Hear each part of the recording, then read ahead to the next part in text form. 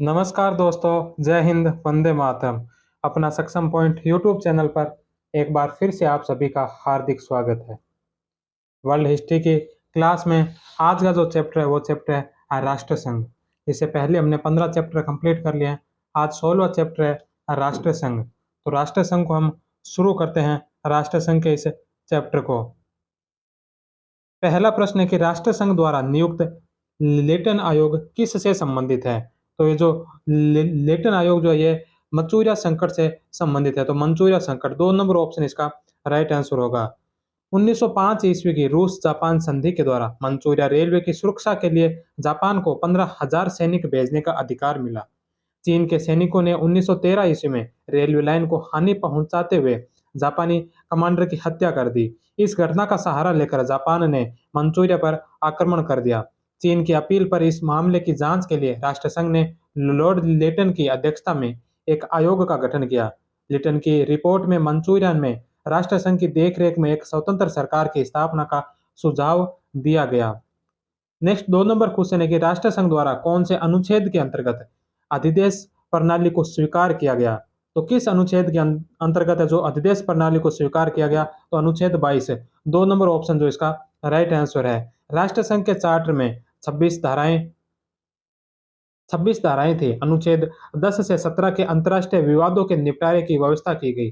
अनुच्छेद 20 में पूर्व में की गई उन सभी संधियों को रद्द घोषित कर दिया गया जो राष्ट्रसंघ के समझौते से मेल नहीं खाती थी। अनुच्छेद 22 के द्वारा मैंडेट प्रणाली की व्यवस्था की गई तथा अनुच्छेद 23 में राष्ट्रसंघ के सदस्यों द्वारा इस संगठन के माध्यम से अंतर्राष्ट्रीय समस्याओं को सुलझाने तथा मानव कल्याण से संबंधित कार्य करने का फैसला लिया गया। नेक्स्ट क्वेश्चन है कि कौन सा देश राष्ट्र संघ का सदस्य नहीं बना? तो कौन सा देश है जो राष्ट्र संघ का सदस्य नहीं बना? तो अमेरिका जो राष्ट्र संघ का सदस्य नहीं था।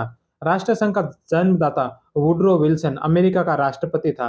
वह अमेरिका को राष्ट्र संघ की सदस्यता दिलाने में असफल रहा क्योंकि अमेरिकी सीनेट में विल्सन की डेमोक्रेटिक पार्टी की जगह रिपब्लिक पार्टी बहुमत में थी। अतः अमेरिकी सीनेट ने वर्साई की संधि के साथ राष्ट्र संघ को भी नामंजूर कर दिया।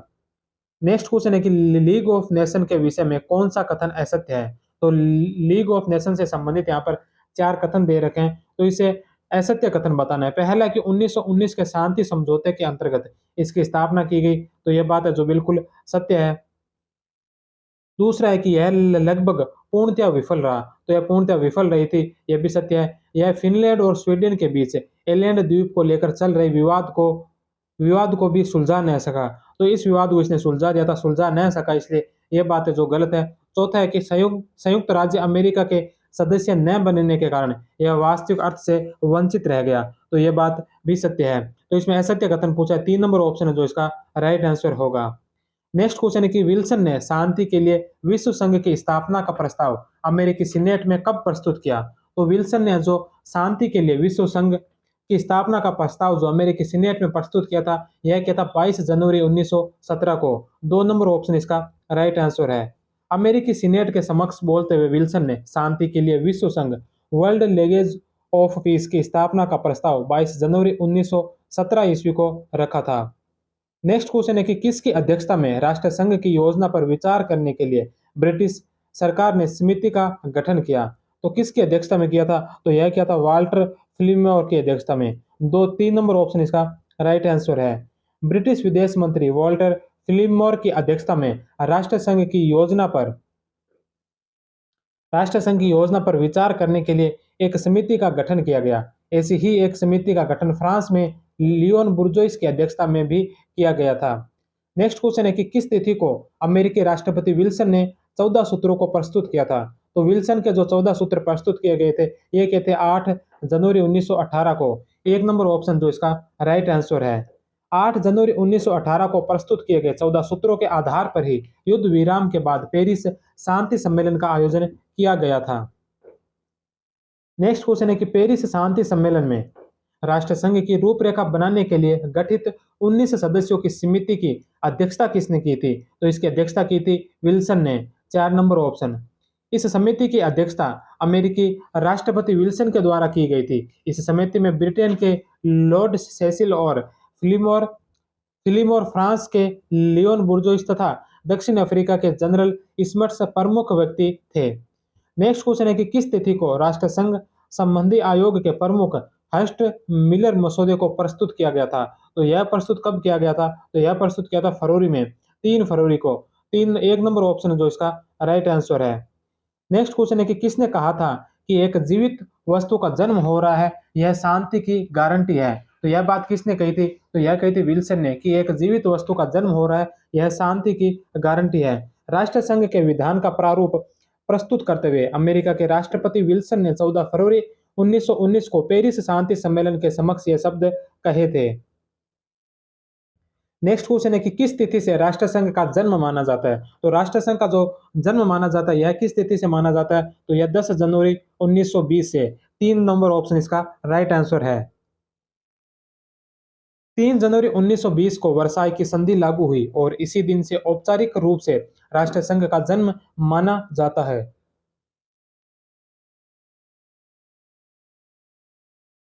नेक्स्ट क्वेश्चन है कि राष्ट्रसंघ का उद्घाटन करते हुए किसने कहा कि आपके हाथों में विश्व का भविष्य है? तो यह बात कही थी पायकारे ने। पोयकारे ने कहा था कि आपके हाथों में अब विश्व का भविष्य है। पायकारे फ्रांस के राष्ट्रपति थे। इन्होंने राष्ट्रसंघ का उद्घाटन करते हुए कहा कि आपके हाथों में विश्व का भविष्य है। नेक्स्ट क्वेश्चन है कि राष्ट्रसंघ के चार्टर में कुल कितनी धाराएं थी? तो राष्ट्रसंघ के चार्टर में कुल जो 26 धाराएं थी। 2 नवंबर 1 नवंबर 1920 को राष्ट्रसंघ का मुख्यालय लंदन से कहाँ स्थानांतरित किया गया?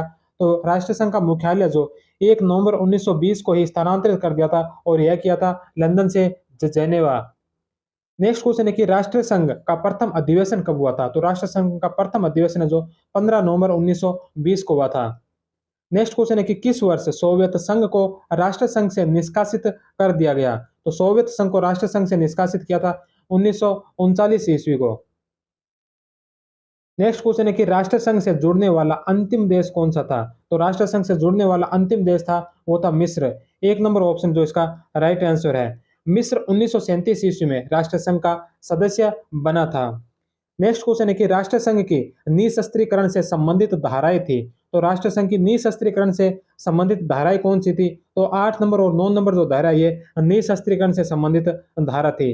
राष्ट्रसंघ के चार्टर की 2 से 5 तक की धाराएं महासभा महासभा और परिषद के संगठन व अधिकारों से संबंधित थी। धारा 10 से 17 में अंतर्राष्ट्रीय विवादों के निपटारे की व्यवस्था की गई तथा धारा 26 से राष्ट्रसंघ के संविधान संशोधन से संबंधित थी। नेक्स्ट क्वेश्चन है कि राष्ट्रसंघ की स्थापना के उद्देश्य क्या थे? तो राष्ट्रसंघ की स्थापना के उद्देश्य क्या क्या थे? तो पहला उद्देश्य था कि भविष्य में युद्ध की संभावना को समाप्त करना। दूसरा उद्देश्य था कि समान हितों के क्षेत्र में अंतर्राष्ट्रीय सहयोग को प्रोत्साहित करना। तीसरा था कि अंतर्राष्ट्रीय स्तर पर शांति व्यवस्था व सुरक्षा की भावना को बढ़ावा देना। चौथा था कि पेरिस शांति सम्मेलन में की गई शांति संधियों पर निर्धारित कर्तव्यों का पालन करना। तो चारों ही ऑप्शन जो इसके राइट आंसर है। तो 1, 2, 3 और 4, 4 नंबर ऑप्शन जो इसका राइट आंसर होगा। नेक्स्ट क्वेश्चन है कि राष्ट्रसंघ की महासभा का अधिवेशन किस माह में बुलाया जाता था? तो राष्ट्रसंघ की महासभा का जो अधिवेशन है यह सितंबर माह में होता था। 3 नंबर ऑप्शन। राष्ट्रसंघ की महासभा का अधिवेशन प्रतिवर्ष जेनेवा नगर में सितंबर माह में होता था। प्रत्येक देश इसमें अपने 3 प्रतिनिधि भेज सकता था परंतु एक ही मत देने का अधिकार होता था। नेक्स्ट क्वेश्चन है कि राष्ट्रसंघ की समाप्ति की घोषणा की गई। तो राष्ट्रसंघ की समाप्ति की घोषणा हुई थी 18 अप्रैल 1946 को। 4 नंबर ऑप्शन इसका राइट आंसर है। राष्ट्रसंघ का अंतिम अधिवेशन 8 अप्रैल 1946 को प्रारंभ हुआ तथा 18 अप्रैल 1946 को राष्ट्रसंघ के प्रतिनिधियों ने सर्वसम्मति से प्रस्ताव पारित करके राष्ट्रसंघ की समाप्ति की घोषणा की। उस समय राष्ट्रसंघ के सदस्यों की संख्या 34 थी। नेक्स्ट क्वेश्चन है कि राष्ट्रसंघ की परिषद से संबंधित असत्य कथन का चयन कीजिए। तो राष्ट्रसंघ की परिषद से यहाँ संबंधित यहाँ पर कथन दे रखे हैं, इसमें असत्य असत्य कथन बताना है कि राष्ट्रसंघ की परिषद में इसमें प्रारंभ में इसमें कुल 9 सदस्य थे। तो यह बात सत्य है। 1933 ईस्वी में जर्मनी के राष्ट्रसंघ से अलग होकर जर्मनी के राष्ट्रसंघ से अलग होने के बाद रूस को स्थायी सदस्यों में स्थान प्राप्त हुआ, यह बात भी सत्य है। तीसरा कि 1929 ईस्वी में इसकी बैठकों की संख्या 4 से घटाकर 3 कर दी गई, यह भी सत्य है। चौथा कि संयुक्त राष्ट्र संघ की भांति राष्ट्र संघ के स्थायी सदस्यों को वीटो का अधिकार प्राप्त था, तो वीटो का अधिकार इसमें नहीं था। यह बात है जो गलत है, तो इसमें असत्य पूछा है। 4 नंबर ऑप्शन है जो इसका राइट आंसर है। राष्ट्र संघ के स्थायी सदस्यों को वीटो का अधिकार प्राप्त नहीं था। नेक्स्ट क्वेश्चन है कि राष्ट्र संघ के किस अंग को सर्वाधिक उपयोगी तथा सबसे कम विवादास्पद माना जाता था, तो वह था सचिवालय। 3 नंबर ऑप्शन। नेक्स्ट क्वेश्चन है कि राष्ट्र संघ के प्रथम महासचिव थे, तो राष्ट्र संघ के प्रथम जो महासचिव थे वो थे एरिक ड्रम्ड। 3 नंबर ऑप्शन है जो इसका राइट आंसर होगा। राष्ट्र संघ के प्रथम महासचिव ब्रिटेन के जेम्स एरिक ड्रम्ड 1920 से 1933 जब थे, जबकि त्रिग्वे ली संयुक्त राष्ट्र संघ के प्रथम महासचिव थे। नेक्स्ट क्वेश्चन है कि जर्मनी को राष्ट्र संघ परिषद का स्थायी सदस्य बनाने के लिए कब एक विशेष अधिवेशन आयोजित किया गया, तो जर्मनी को जो राष्ट्र संघ का स्थायी सदस्य बनाने के लिए एक जो विशेष अधिवेशन आयोजित किया गया था, यह अधिवेशन आयोजित हुआ था 1926 के अंदर। 1926 मार्च 1926। 3 नंबर ऑप्शन है जो इसका राइट आंसर है। सितंबर 1926 में जर्मनी को राष्ट्र संघ परिषद का स्थायी सदस्य बना दिया गया था। नेक्स्ट क्वेश्चन है कि मैमल था, मैमल क्या था, तो यह था जर्मन बंदरगाह। 1 नंबर ऑप्शन। मैमल एक जर्मन बंदरगाह था जिसे वर्साई की संधि के अनुसार इस पर राष्ट्र संघ का अधिकार संरक्षण मान लिया गया तथा प्रशासन का भार फ्रांसीसी कमिश्नर को दे दिया। 1923 ईस्वी में इस पर लिथुआनिया ने अधिकार कर लिया था। नेक्स्ट क्वेश्चन है कि 18 नवंबर 1935 ईस्वी को राष्ट्र संघ की धारा 16 के अनुसार किस देश पर आर्थिक प्रतिबंध लगाए गए थे, तो यह लगाए गए थे इटली पर। 3 नंबर ऑप्शन।